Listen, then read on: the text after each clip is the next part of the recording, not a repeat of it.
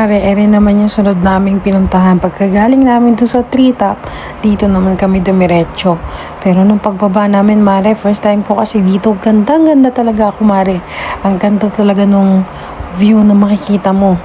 Pero huwag kang masyashock mare kasi pagbaba natin dyan, mas maganda pa yung makikita mo. Ayan mare, napakaganda. Kaya lang, napakalamig mare, hindi ko kayang maligo. Ang kagandahan dito mare, hindi siya yung malalaki yung alon. Yung alon niya yung parang payapa lang na pwede kang maligo tapos medyo mababaw lang siya. Kaya kahit hindi ka marunong maglangoy, pwede ka talagang maligo dito. Ang dami ding naliligo mare kahit medyo malamig kasi nga maulan. Kaya nga etong anak ko hindi na rin namin mapigilan. Gustong-gusto nang maligo din talaga. Mahilig din kasi ito sa dagat. Kaya naman pinasamahan ko na dun sa daddy niya kung ayaw ko ding lumusong dyan at napakalamig nga ng tubig. Ayun naman, sakto, naka-jackpot na naman yung asawa ko. Kunyari pang bayukuyo ko pero naka-sunglasses yan. Alam mo na. Kaya wala na nga rin nagawa yung asawa ko, hindi magtiis sa lamig. Kumo yung anak niya gusto mag-swimming. Tingnan nyo naman, enjoy na nila yung tubig. Kahit na malamig. Nakakatuwa nga silang pagmasdan habang naglalaro dyan sa dagat. Kaya nga lang, hindi ako makalusong kasi napakaginaw.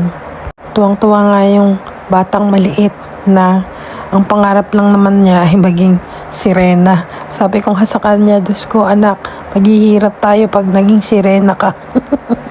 At di na nga rin napigilan ng bayaw ko, naligaw na rin siya. Kumuha, kaaya-aya talaga yung dagat mare kasi marami siya mga bato sa likod na yan.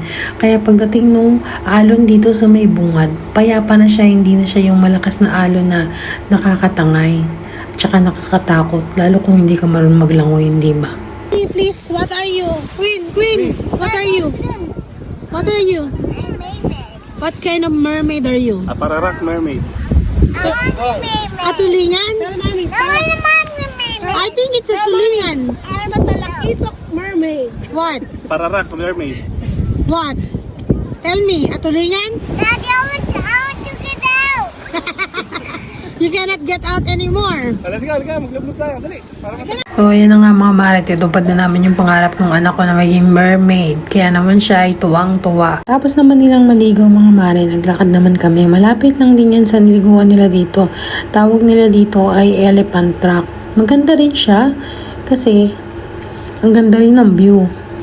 Yun nga lang mga mare, hindi ko talaga ma-visualize kung bakit siya tinawag na elephant track. Kasi hindi ko makita kung nasan yung elephant. Kaya naman hirap na hirap ako kaya sinum-sum ko pa kaso ganun din talaga hindi ko talaga siya makita. So pero ang ganda-ganda niya, 'di ba? Yung formation ng rock niya ang ganda. Tapos yung dagat ang ganda, ang linis. So nakaka-enjoy talaga siyang tanawin para bang relax na relax ka. Parang ayaw mo nang umuwi, yung mga ganung bagay ba. Tapos naglakad-lakad pa kami ng konti hanggang makarating kami dun sa isa pang spot na maganda rin yung tanawin. Ito yun siya mare. Pero mga mare, hanggang dito na lang yung video ko at sobrang haba na nito. Maraming salamat, pa-like, share, and follow. Mag-subscribe na rin kayo mga mare. Salamat!